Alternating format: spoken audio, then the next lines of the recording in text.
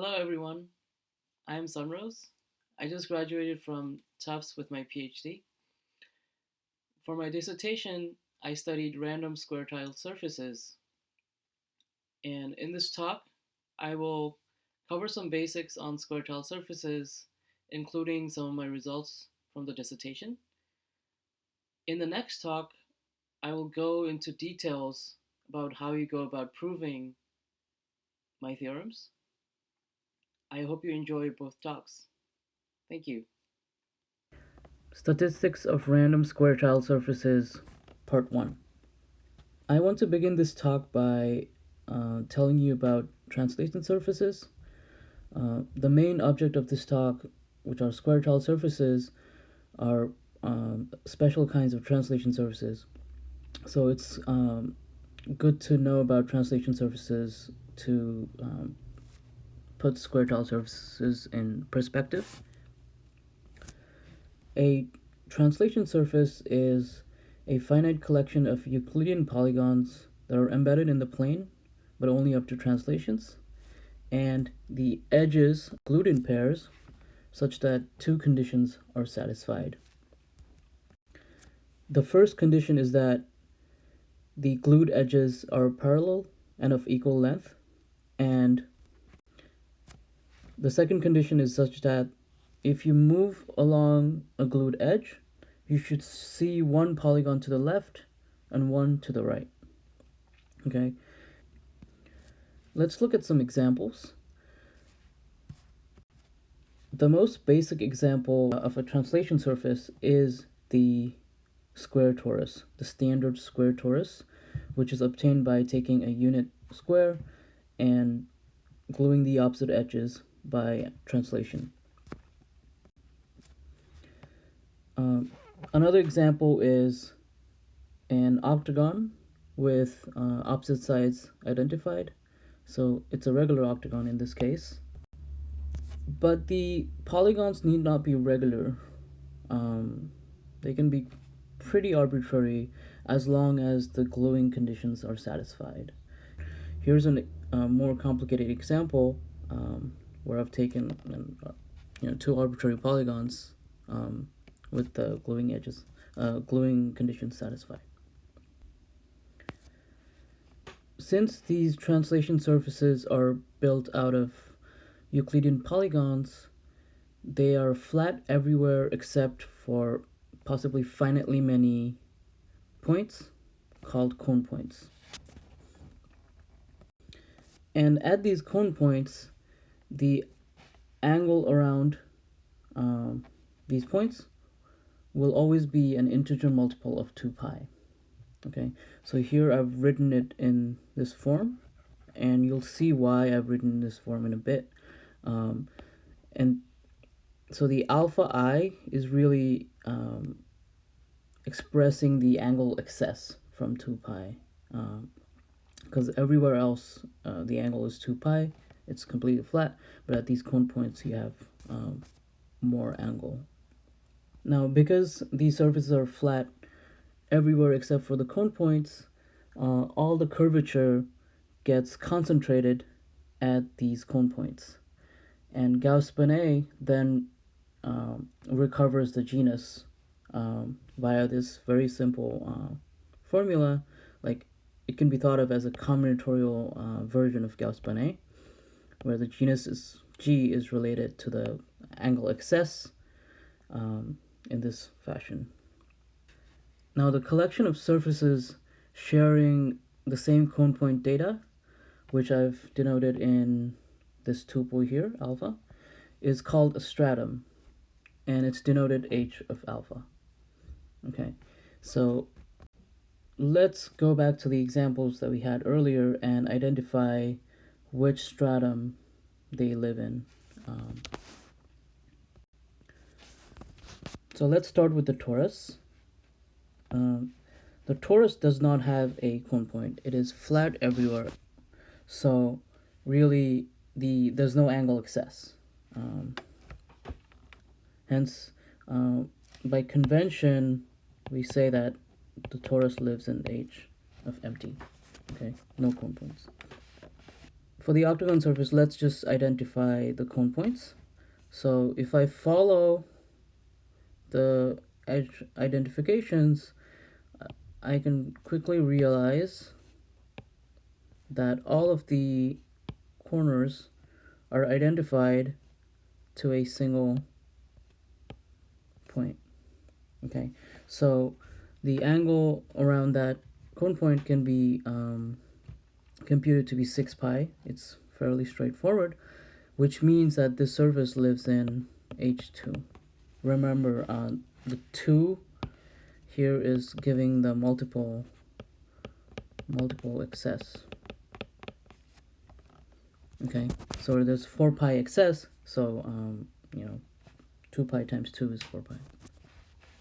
Similarly, we can trace the cone points here as well. So just following the gluings, yellow is glued to yellow, and this edge here with double dash is glued to the double dash edge here, and the green is glued to the green, the blue is glued to the blue, and the black is glued to the black, so we're back. So that's one cone point, and another cone point is similarly obtained. Okay, and you can do an appropriate triangulation to find that both of these cone points indeed actually have angle 4 pi each. Okay, so there's 2 pi excess in each of these cone points. Hence, this surface lives in H11. Okay. In general, for any integer partition of an even number, H alpha has an overfold structure, and the local coordinates, roughly speaking, are given by these things called holonomy vectors of saddle connections. Now, what are these things? Let me just illustrate it with an example. A saddle connection on a surface is simply a straight line from a cone point to another cone point or itself without any other cone points in the interior. Okay, so in this surface here, which is a translation surface, you can check,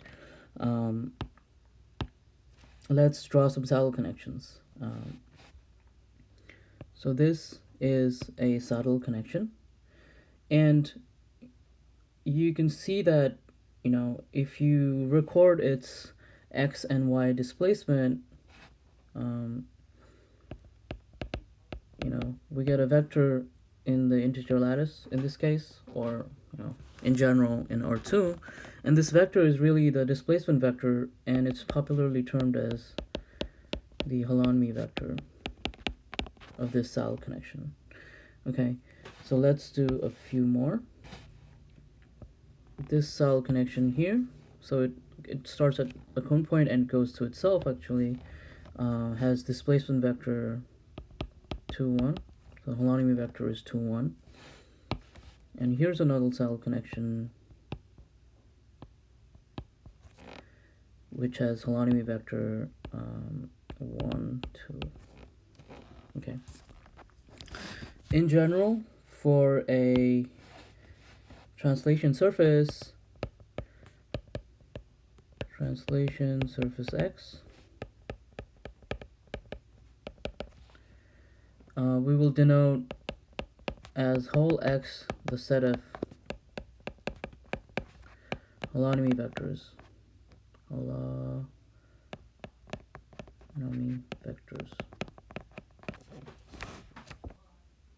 Now, for some of the surfaces, the set of holonomy vectors is fairly easy to determine. For instance, the torus. Now, although the torus does not have a cone point, I can mark a point and study, treat it as a cone point and study holonomy vectors in that way. So let's begin by marking a point on the torus. And to study the holonomy vectors of the torus, let me lift it to the universal cover, which is just R2 with the Z2 grid. And the marked points now lift to, the marked point now lifts to the integer points in R2, like so. And any saddle connection in the torus now lifts to a segment in R2 that starts at an integer point and ends at an integer point without passing through another integer point.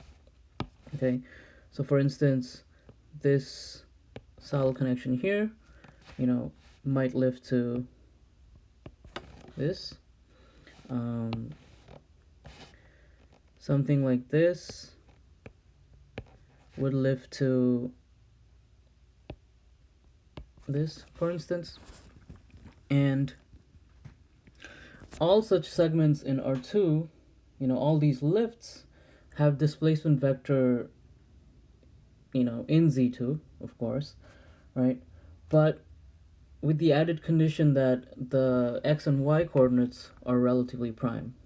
Otherwise, you're forced to pass through another, integer point, which makes like the projection downstairs not a solid connection. So holonomy vectors of the torus are simply the points in Z2 such that the x and y coordinates are relatively prime. Now let's move on to square tile surfaces. A square tile surface is simply a translation surface where the polygons are taken to be axis parallel Euclidean unit squares. And you've already seen a few examples of these. The most basic example is the square torus. Another example here that I've already drawn is this surface with 4 squares. It lives in H11, as you can check. And here's another surface that lives in H2. And I should mention that H0 is genus 1, H11 corresponds to genus 2, and H2 is also genus 2. Another way to think about square tile surfaces is to think of them as exactly those translation surfaces which have holonomy vectors inside Z2. Because of this new viewpoint, these surfaces have a lattice-like structure in their corresponding strata, and due to which various people have used them to do volume computations in the strata. And when I mention volume here, I mean the Maser-Veach volume for those experts who care. I'm not going to go into detail about what exactly is the volume form. Now I'll denote square tile surfaces with n squares as STSn, and please remember this notation because I'll use it once in a while. Now let's move on to the main results. The first result I want to talk about, I'll call it the genus theorem, and it's really motivated by this question. If I fix the number of squares and start randomly gluing the edges so that I get a square tile surface, what is the expected genus of that surface? Okay, and this theorem gives that information. So the expected value and variance of the genus of a random square tile surface with n squares is this expression right here. Okay, you can get quite precise. So the genus grows as n over 2, and there are second order terms and even constants that you can specify. The constant gamma showing up, which is the Euler-Mascherani constant. Now, I haven't exactly specified what random means, which is why it's in square quotes. I'm definitely going to explain exactly what random means for me. Now, a few remarks are in order. Even though I've stated only the expected value and the variance, the distribution of the genus is actually asymptotically normal. And this was initially proven by Sabine Lechner using a different method, using Ret products. What our method allows is an easy generalization to polygon tile surfaces. Now, what I mean by polygon tile surfaces are exactly what you're probably already thinking about. Instead of squares, why not start thinking about hexagons or octagons or decagons and start building surfaces with a bunch of regular decagons? What happens then? Well, my theorem generalizes to that as well. And although there's like a parity issue that you have to deal with, so the statement is not as clean as for squares, it definitely works. Our method also allows investigation into the holonomy set of square tile surfaces, and the second theorem will actually give you a statement about the holonomy set. And we also get a stronger local central limit theorem, which really just means that we get a control on the convergence rate to the normal distribution. The second theorem is the holonomy theorem, which gives information on the holonomy vectors of a random square tile surface. So for a random square tile surface with n squares, the probability that the holonomy set is exactly equal to the relatively prime vectors in Z2. So this notation just means those vectors x and y in Z2 such that GCD of x and y is equal to 1. So the probability that the holonomy set is exactly equal to that set goes to 1 over e as n goes to infinity. And recall that that's exactly the property that the torus has. And the probability that a square tile surface actually, the holonomy vectors of a square tile surface actually contains this set, relatively prime set, is converging to 1 as n goes to infinity. So asymptotically, almost surely, you'll have all the primitive vectors of Z2 in your holonomy set. Since these properties are special, let me refer to a surface that satisfies this property as a holonomy torus, and a surface that satisfies this property as a visibility torus. Why visibility, you might ask? It's because the set of points in Z2 with relatively prime coordinates are exactly also known as the visible points. So if you stand at the origin, those are the points that you're going to be able to see.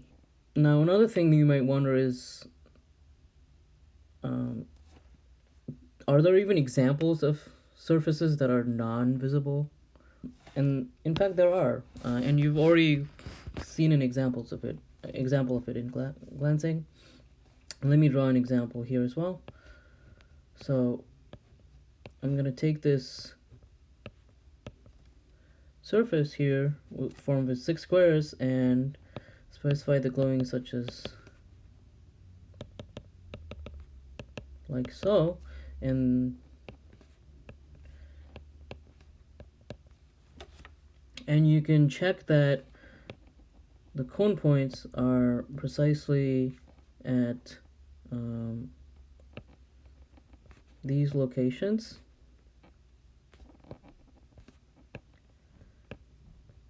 and that's the only cone point. And visually, you can now see that no matter which representative of the cone point you're starting, you can never have a 1-0 saddle connection. Okay, so you have to travel 2 steps in the horizontal direction to ever meet a cone point from itself. So 1-0 is actually not in the holonomy vector set of the surface, hence there's a missing primitive vector, so it's not a visibility torus. Now let me go into the randomizing model. Given a square-tiled surface with n squares, you can deduce 2 permutations on n letters from this surface.